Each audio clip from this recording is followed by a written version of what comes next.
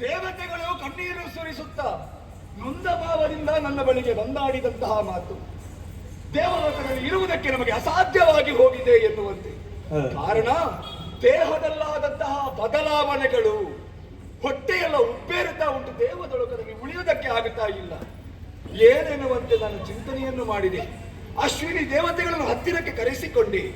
ಪ್ರಪಂಚದಲ್ಲಿ ಆಗುವಂತಹ ಸಕಲ ರೋಗ ರುಜಿನಗಳಿಗೆ ಬೇಕಾದ ರೀತಿಯಲ್ಲಿ ಔಷಧಿಯನ್ನು ಅನುಗ್ರಹಿಸುವವರು ಅಶ್ವಿನಿ ದೇವತೆಗಳು. ದೇವಲೋಕದಲ್ಲಿರುವವರಿಗೆ ರೋಗ ರುಜಿನಗಳೆನ್ನುವುದಿಲ್ಲ. ಆದರೆ ಒಂದು ಬಾಧಿಸಿದ್ದು ಇದಕ್ಕೆ ಕಾರಣ ಏನು ಅಂತ ತಿಳಿದುಕೊಳ್ಳುವಾಗ ಬೇರೆ ಏನೂ ಅಲ್ಲ. ಗಾದಿನಂದನ ಕೌಶಿಕ ಭೂಪತಿ ವಿಶ್ವಾಮಿತ್ರನಾಗಿ ಪುಷ್ಕರಣಿ ಕ್ಷೇತ್ರವನ್ನು ಸೇರಿಕೊಂಡು ಅದು ತಪಸ್ಸಿನಲ್ಲಿ ತನ್ನನ್ನು ತಾನು ತೊಡಗಿಸಿಕೊಂಡಿದ್ದಾನೆ. ಅವನ ತಪಸ್ಸೆನ್ನುವುದು ಎಷ್ಟು ಘೋರವಾಗಿದೆ ಅಂತ ಕೇಳಿದ್ರೆ ಅದರ ಪರಿಣಾಮ ದೇವಲೋಕಕ್ಕೂ ಬಾಧಿಸಿದೆ. ಈಗ ಏನು ಮಾಡೋಣ? ಓ ಅವಳೇ ಆಗಬೇಕು. ಮೇನಕ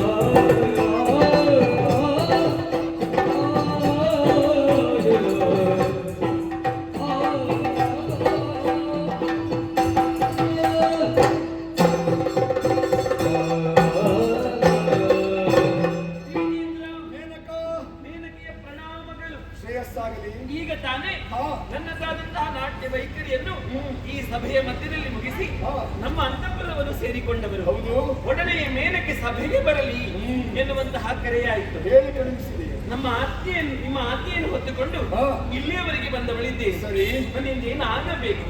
ಮತ್ತೊಮ್ಮೆ ಇಲ್ಲಿ ನಮ್ಮ ನಾಟ್ಯ ವೈಖರಿಯನ್ನು ತೋರಿಸಬೇಕು ಅಥವಾ ಬೇರೆ ಏನಾದರೂ ನಮ್ಮಿಂದ ಕಾರ್ಯವಾಗುವುದಕ್ಕಿದೆ ಎಲ್ಲವೂ ಕೂಡ ಅಪ್ಪಣೆ ಆಗಬೇಕು. ಮೇನಕ ಓ ಇದನ್ನು ಕರೆಸಿಕೊಳ್ಳಬೇಕಾದರೆ ಕಾರಣವೊಂದು ಏನದು?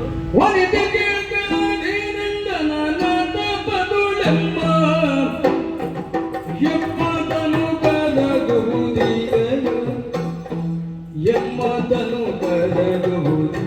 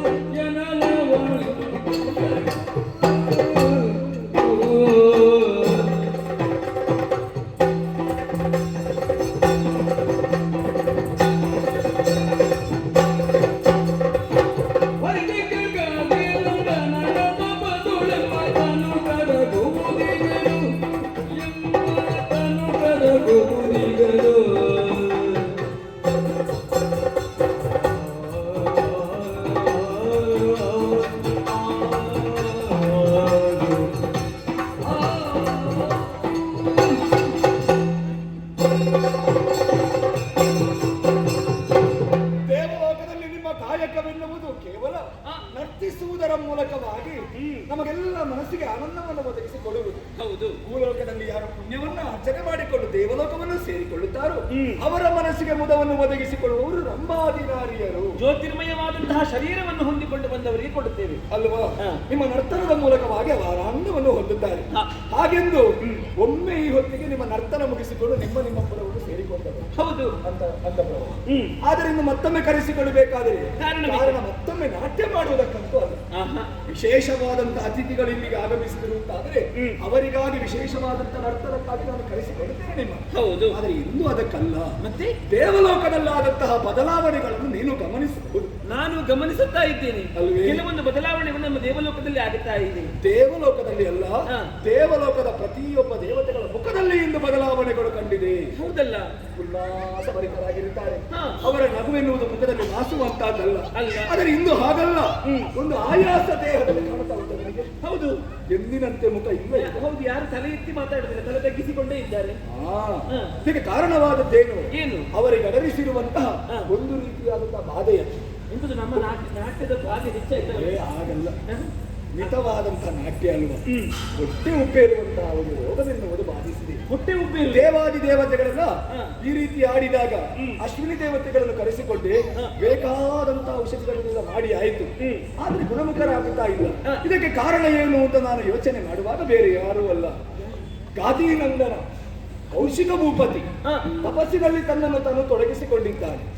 ವಿಶ್ವಾಮಿತ್ರ ಮುನಿಗಳು ತಪಸ್ಸಿನಲ್ಲಿ ಇದ್ದಾರೆ. ಅವರ ತಪಸ್ಸಿನ ಉರಿ ಎನ್ನುವುದು ಭೂಲೋಕಕ್ಕೆ ಮಾತ್ರವಲ್ಲ, ಮತ್ತೆ ನಮ್ಮ ಈ ದೇವಲೋಕಕ್ಕೂ ಪರಿಣಾಮವನ್ನು ಕೊಟ್ಟಿದೆ ನೋಡು. ತಪಸ್ಸಿನ ಜ್ವಾಲೆ. ಹೌದು.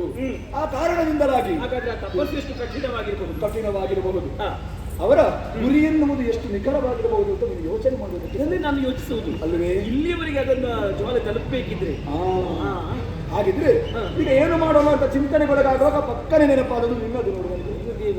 ಈಗ ತಪಸ್ಸು ಮಾಡುತ್ತಿರುವುದು ವಿಶ್ವಾಮಿತ್ರ ಮುನಿಗಳು. ಹೌದು. ಈಗ ರೋಗ ಬಾಧೆ ಎಲ್ಲ ಬಂದದ್ದು ನಮ್ಮ ದೇವತೆಗಳಿಗೆ, ಅವರಿಂದಾಗಿ ಇಂತಹ ಕಾರ್ಯವೊಂದು ಆಗಿದೆ. ನಾವೇನು ಮಾಡುವುದಕ್ಕೆ ಸಾಧ್ಯ ಉಂಟು? ನನ್ನಿಂದಾಗದ ಕಾರ್ಯವನ್ನಾದರೂ ಇನ್ನು ನೀನು ಮಾಡಬಹುದು. ಲೋಕವನ್ನು ರಕ್ಷಿಸುವುದು ನೀವು. ಹೌದು. ನಿಮ್ಮಿಂದಾಗದಂತಹ ಕಾರ್ಯ ನಮ್ಮಿಂದ ಆಗುವುದಕ್ಕೆ ಸಾಧ್ಯ ಉಂಟು. ಹೇಗೆ? ನೀನೇ ಮಾಡಬೇಕಾದರು.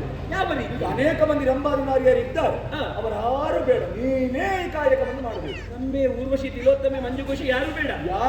ಇದಕ್ಕೆ ಮೇನಕೆ ಆಗಬೇಕು. ಆ ಯೋಗ್ಯತೆ ಉಂಟು ಅಂತಾದ್ರೆ ನಿನಗೆ ಮಾತ್ರ. ಈಗಲೇ ನೀನು ಭೂಲೋಕವನ್ನು ಸೇರಿಕೊಳ್ಳಬೇಕು. ಸೇರಿ ಅಲ್ಲಿ ಹೋಗಿ ಆ ವಿಶ್ವಾಮಿತ್ರನನ್ನು ಮೋಹಿಸುವುದರ ಮೂಲಕವಾಗಿ ಅವನ ತಪಸ್ಸಿನಿಂದ ವಿಚಲನೆಗೊಳ್ಳುವ ರೀತಿಯಲ್ಲಿ ನೀನು ಮಾಡಬೇಕು. ನೀವು ಹೇಳ್ತಾ ಇರೋ ತಪಸ್ಸನ್ನು ಕೆಡಿಸಬೇಕೆಂದು ಅವನ ತಪಸ್ಸನ್ನು ಈಗಲೇ ಹೋಗಬೇಕು ನೀನು. ಒಂದು ಮಾತಿಗೆ